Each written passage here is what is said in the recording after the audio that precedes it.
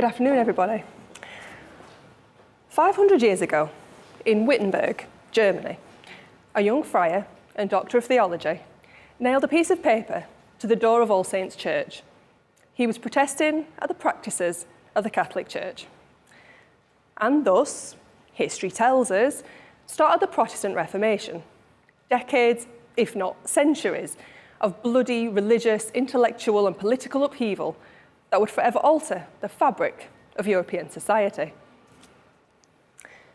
Now, the man at the centre of this story is Martin Luther. And you'll probably hear a lot about him this year because it's the 500-year anniversary, the anniversary of his 95 Thesis. Now, historians have sort of debated his personal importance regarding this and whether he was the real starting point of it. The story that I started with is a very mythologised narrative. But it's fair to say that he said quite a lot about the subject of my research. Some of Martin Luther's most harsh criticism was used to seek to control the communities and curtail the autonomies of these social groups. And while his actions were broadly successful in reformer areas, this societal group did not go down without a fight. The communities that Luther hated so much were nuns, women religious who had lived in nuntastic female communities for centuries, literally centuries.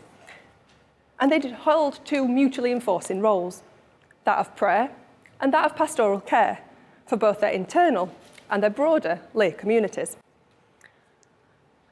And yet, for Martin Luther and his fellow reformers, women religious represented the very worst of Catholic excesses.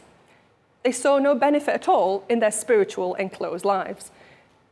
In fact, they believed this enforced celibacy to be godless and actually fairly cruel.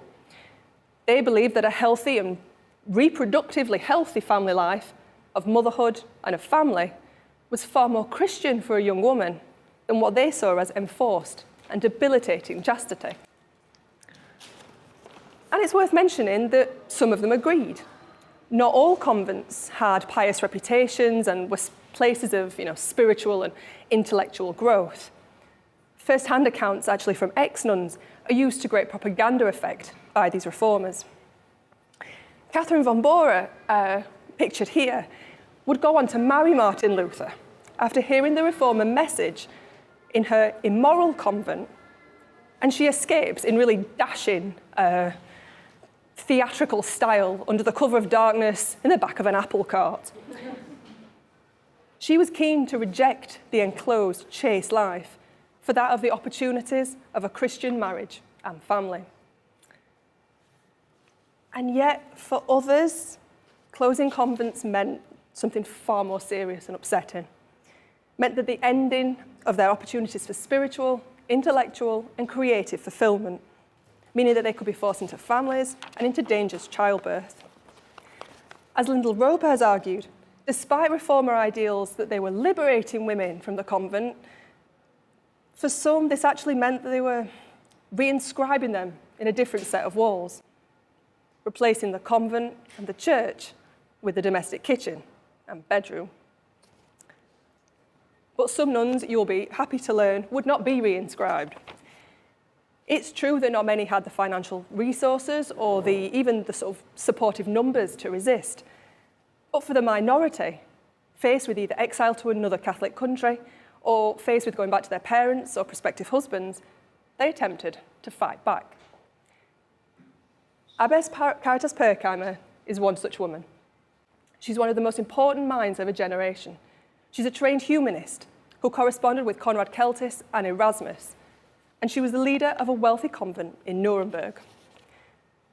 When the city council sought to close her convent and delegitimize her way of life, she fought back with one of the most important tools in both her and reformers' armoury, that of words. Her Journal of the Reformation Years, completed in the 1520s, details how she negotiates and argues with Lutherans, playing them at their own rhetorical game. With their ideas so solely focused on women as mothers and of wives, It's no coincidence in the letters that she records to men in positions of influence. She really plays up this motherly credential and their fatherly duties in positions of influence over the heritage and protecting of their convents. She writes, "I trust your prudent honour as my father, to whom I look for protection and kind assistance. Please be a faithful servant, supporter, and protector of the pious cloister that was founded by your pious forebears." And she ends with, "I would lay across your feet to protect my dear children from such wolves who would seek to harm and divide them." Now, she's not only building on her own monastic heritage at this point, it's a long understood medieval thing of an abbess as a mother of a convent. But more importantly, she's manipulating the male reader using the very same family-orientated language that's being used to diminish her way of life. She is subverting Lutheran language in order to resist its claims against her. The journal consistently aims, too, to convince the reader through emotion. Pirckheimer describes in really emotive, really theatrical detail how 3 young women are dragged, like quite literally kicking and screaming, out of the convent into the street by their vicious mothers, despite their attempts to remain with their religious sisters. By portraying their biological parents as ignorant and cruel and not understanding their children at all, Pirckheimer makes clear this distinction between her own sublime and calm and loving motherhood and that they experience in the convent with that of her real family. One girl screams to her mother as she's being dragged away that "you are the mother of my body, but not my soul." And the implication is that you can take me anywhere, but my heart's in the convent. "Oh, dear mother," another shouts in desperation to Pirckheimer as she's bungled in the back of a carriage by her mother, "do not let them drive us from you this way." By using emotional rhetoric, by inverting Lutheran language, and by contrasting the loving religious family with that of panicked terror in the secular, Pirckheimer demonstrates the not-so-subtle differences and ironies in what Luther's saying about convent life. Hers is not an immoral, sexualised, uneducated place. If anything, it's the entire opposite. Pirckheimer dies in 1532, and though they're never allowed to take on more recruits, the convent does survive, thanks to her negotiation, until the 1560s. Now, I think it's really important to remember women like Abbess Pirckheimer this year, in light of the Luther Reformation remembrance anniversaries. Though a journal is one of the most complete sources for cultural history available to us, so little survives generally for women religious because of the fraught and traumatic nature of the closing of the convents, meaning, of course, that her work is far more precious than ever. And yet, equally, women religious in this period have, relatively, been given little attention. Really eminent, usually male, historians up until 30 years or so have dismissed them altogether as having no sources, and therefore we just can't even begin to approach them. But they've been criticised for this because instead we could be far more innovative in our approach to the material that does survive.